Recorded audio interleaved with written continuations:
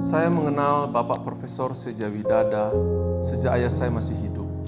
Karena Prof. Seja adalah teman seperguruan di Fakultas Kedokteran Airlangga dan kemudian menjadi guru dan mentor bagi ayah saya saat menyelesaikan studi spesialis THT di Unhas.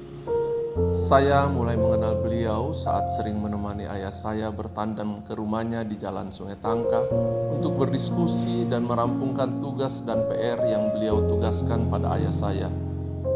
Ketika mereka berdiskusi, saya selalu diajak untuk menemani mereka, walau hanya menjadi pendengar dan pengamat yang duduk di salah satu sudut tempat.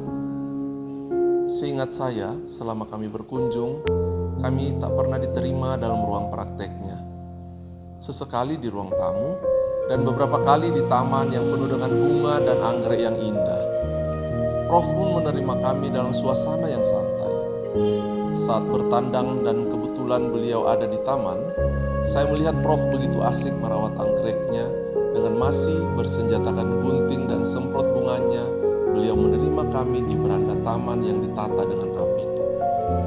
Dalam benak saya waktu itu, ternyata orang ini bukan hanya suhunya THT, tetapi juga jago dalam urusan bunga. Betapa bahagia benar hidupnya.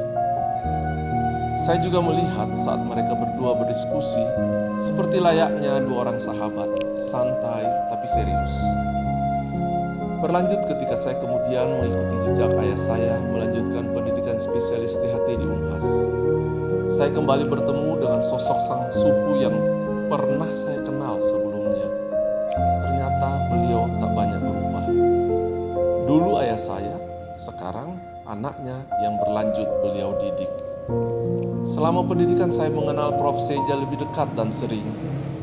Karena bukan hanya saat pertemuan rutin di bagian, namun juga terkadang beliau memanggil untuk mengikuti operasinya atau belajar memeriksa pasien audiometri di prakteknya. Saat itu bukan hanya ilmu yang saya dapatkan, tapi seiring itu pula Prof juga tak pelit untuk membagikan petuah dan nasihat kehidupan yang sangat bernas. Selama pertemuan dengan beliau, tak pernah saya melihat dan merasakan beliau berang dan marah. Kalaupun Prof sangat jengkel, tampilannya adalah diam, menatap saya, dan menggaruk-garukkan kepalanya. Selanjutnya menyuruh saya pulang untuk belajar lagi dan mengatur waktu pertemuan berikutnya. Demikianlah ketika pada akhirnya saya menghadap beliau setelah selesai brevet, Prof menanyakan, selanjutnya akan kemana? Dan saya mengatakan ingin pulang melayani masyarakat Toraja. Beliau mendukung saya dan mengatakan bahwa pasiennya dari Toraja banyak dan saya harus bisa melayani mereka. Tidak perlu lagi jauh-jauh ke Makassar. Nanti kalau kesulitan baru kirim ke beliau. Saya masih sering bertemu Prof. Seja saat mengikuti pertemuan-pertemuan nasional.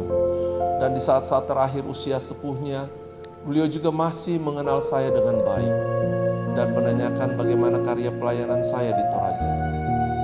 Luar biasa, guru yang tak pernah melupakan muridnya. Di saat menerima kabar kepergian Prof, rasa duka dan kehilangan yang dalam sungguh kami rasakan. Namun kami yakin itu yang terbaik dari Tuhan untuknya. Semoga beliau diampuni dosanya dan diberikan kebahagiaan kekal karena amal ibadahnya yang telah beliau tabur dalam sesama di dunia ini. Dan semoga beliau diperkenankan untuk menjadi pendoa bagi keluarga dan kami yang masih mengembara di dunia ini.